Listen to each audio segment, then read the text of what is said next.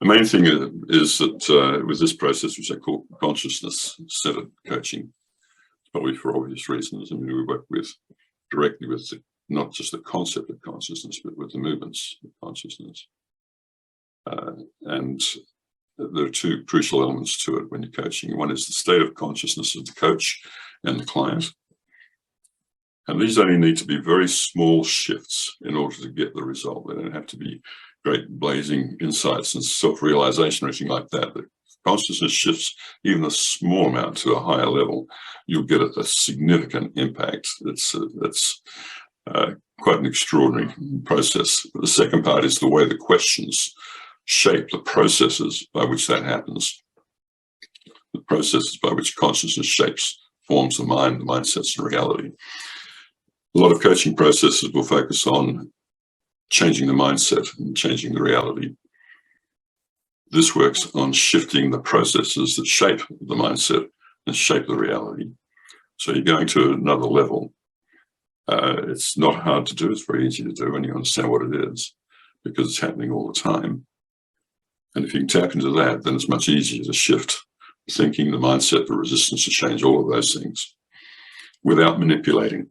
What you do is access the processes by which the other person can make the change for themselves.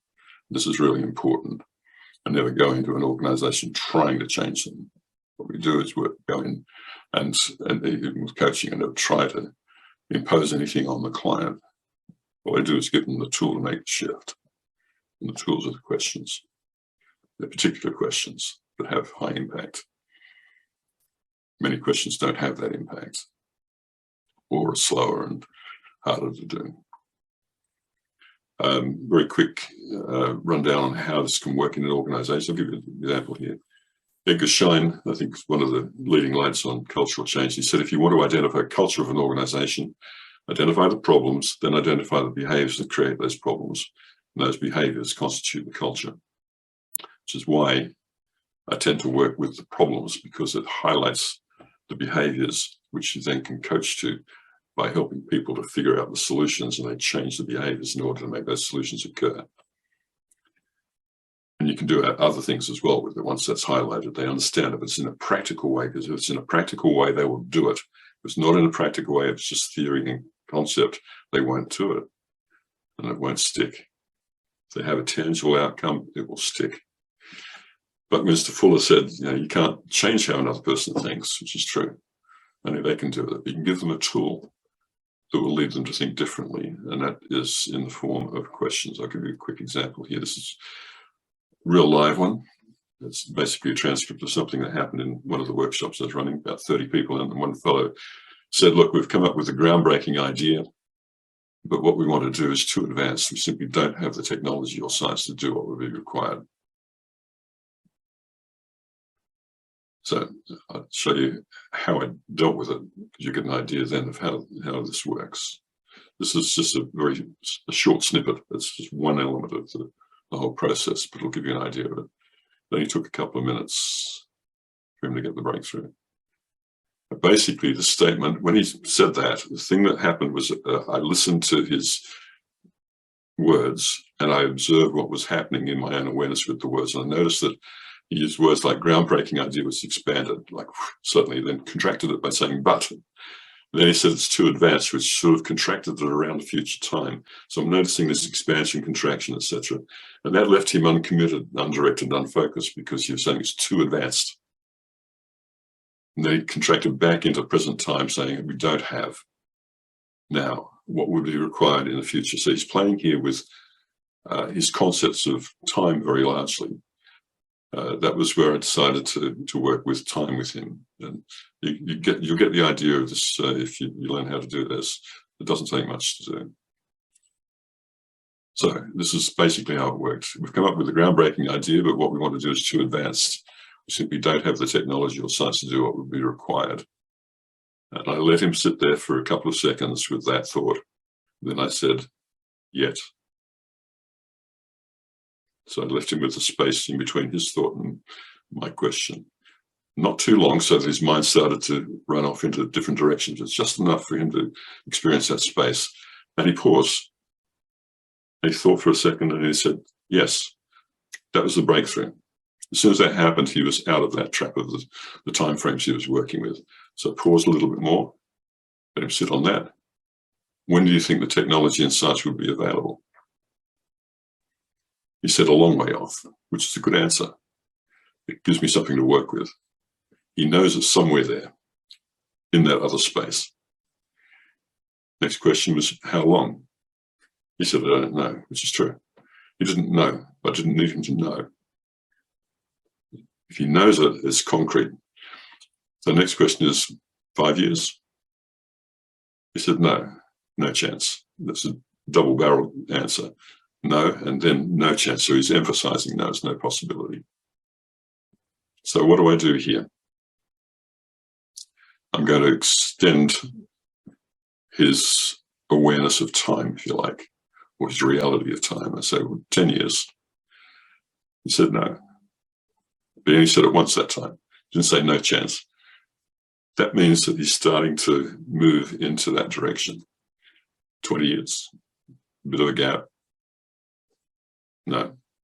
So in that gap, he was looking at other possibilities in 20 years' time. So his awareness is moving out into that space, away from his current reality.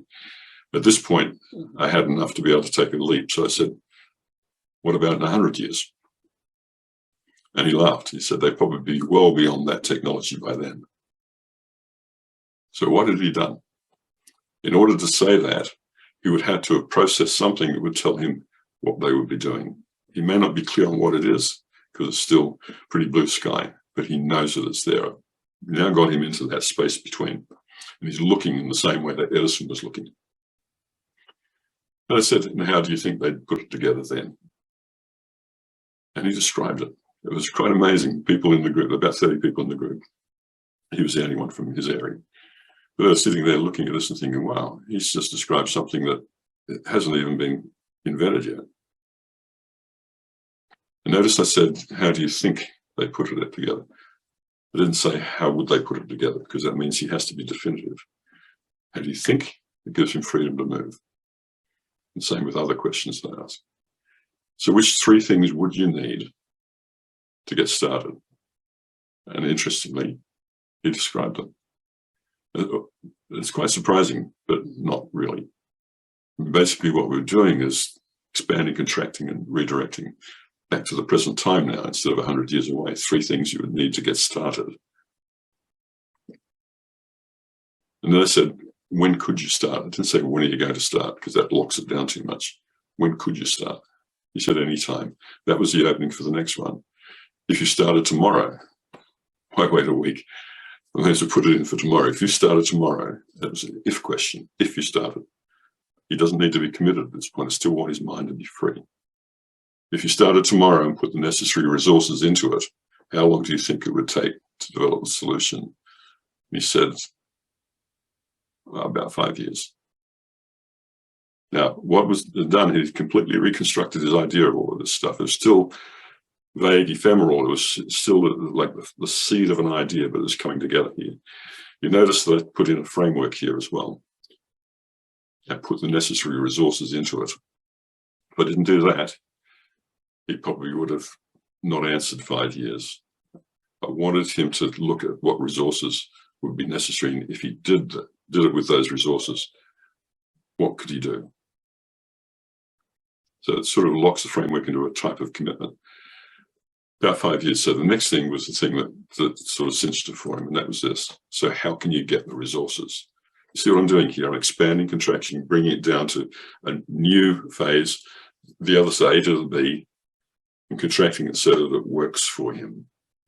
If I can get him to figure out how to get the resources, then he can take the step tomorrow. And he described how he could get the resources. Now, still fairly vague in terms of its concept, but he knew with the first couple of steps and where he could get resources. 30 people were in that room. They were all impacted by this particular possibility.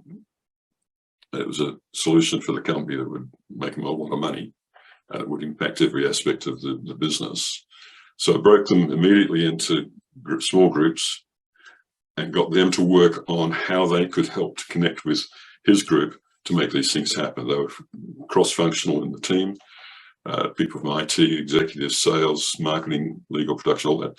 So for 30 minutes, they literally worked through what they could do in order to help construct this as a reality, while this particular person moved between the groups, helped them to understand more about it, got their feedback, got the ideas. And so after 30 minutes, he had enough to be able to go back to his workplace, to his own team, and now had made all the connections across the organization from his workshop, and they had connections to others who could make it happen.